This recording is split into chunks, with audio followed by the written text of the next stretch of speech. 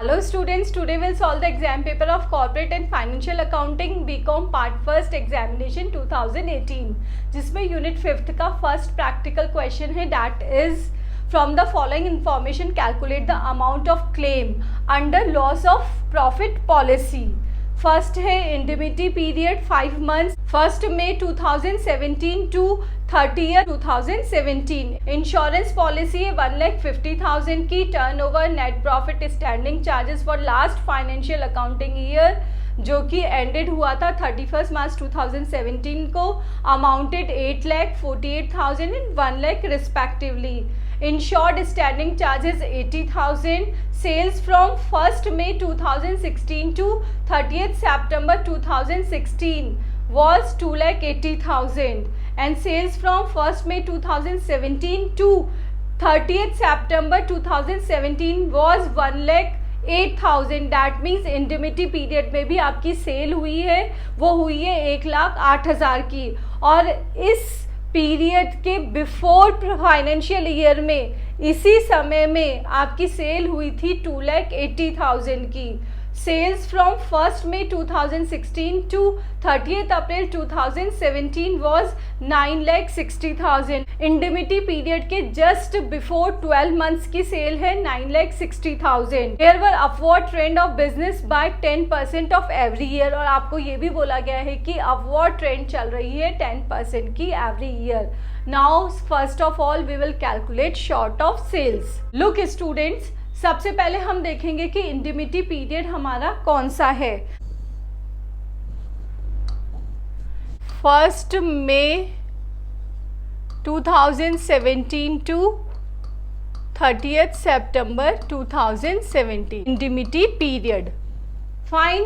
और इससे पहले वाले फाइनेंशियल ईयर में 1 मई 2016 टू 30th September 2016 में हमारी सेल्स कितनी है ये हमें क्वेश्चन में गिवन है 2,80,000। उसी को ही हम बेसिस लेके हमारी शॉर्ट सेल्स कैलकुलेट करते हैं। और क्या बोला गया है कि 10% का इंक्रीमेंट हो रहा है, तो आप ऐड कर देंगे इंक्रीज 10%। तो 2,80,000 का 10% आपने ऐड कर दिया 28,000। तो एडजस्टेड स्टैंडर्ड सेल्स आपकी इंडिमिटी पीरियड में 3,08,000 होनी चाहिए। फाइन। बट आपको गिवन है कि इंडिमिटी पीरियड में आपकी सेल 1,08,000 ही हुई है। कितनी हुई है? 1,08,000। तो आपकी शॉर्ट ऑफ सेल्स कितनी हो गई? That is 2 lakh rupees. Next है calculation of rate of gross profit. Rate of gross profit निकालने का हमारा फॉर्मूला है that is net profit insured standing charges divided by sales, क्योंकि सेल्स के बेसिस पे ही आप ग्रॉस प्रॉफिट का कैलकुलेशन करते हैं, मल्टीप्लाई बाय 100, तो ये परसेंटेज में आ जाएंगी। नेट प्रॉफिट हमें क्वेश्चन में गिवन है पिछले फाइनेंशियल ईयर का that is 48,000 plus insured standing charges. That means इनका तो आपको इंश्योरेंस लेना ही लेना होगा। Insured standing charges that is 80,000 rupees. Fine. आपने इन दोनों को प्लस कर दिया divided by sales.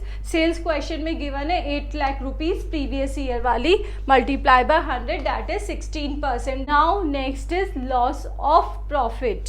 Loss of profit के लिए हम क्या करेंगे? Amount of short sales multiply by rate of gross profit. That is short sales थी हमारी 2 लाख मल्टीप्लाई बाय 16%। आपको कितने प्रॉफिट का लॉस हुआ है? 30,000 रुपीज प्रॉफिट का लॉस हुआ है। नेक्स्ट है calculation of amount of claim. Amount of claim के लिए हमें पॉलिसी टू बी टेकन का अमाउंट फाइंड आउट करना होगा। इसमें आपको इंश्योरेंस पॉलिसी की वैल्यू गिवन है। फाइन। अब आपको ये देखना होगा कि आपको कितने की पॉलिसी लेनी चाहिए थी जिससे कि आपको मैक्सिमम बेनिफिट मिल सकता था। इसके लिए हमें इंडिमिटी पीरियड के जस्ट बिफोर 12 मंथ्स की सेल लेनी होगी जो कि हमें क्वेश्चन में गिवन है 9,60,000। फाइन। नाउ इंक्रीमेंट हो रहा है। इस साल सेल कितनी बढ़ जाती? 10% 96,000 की, तो एडजस्टेड एनुअल सेल्स कितनी हो जाती, that is 10,56,000। Policy to be taken क्या होगा, adjusted annual sales multiply by rate of GP. ये है हमारी adjusted annual sales multiply by rate of GP 16%, that is 168,960।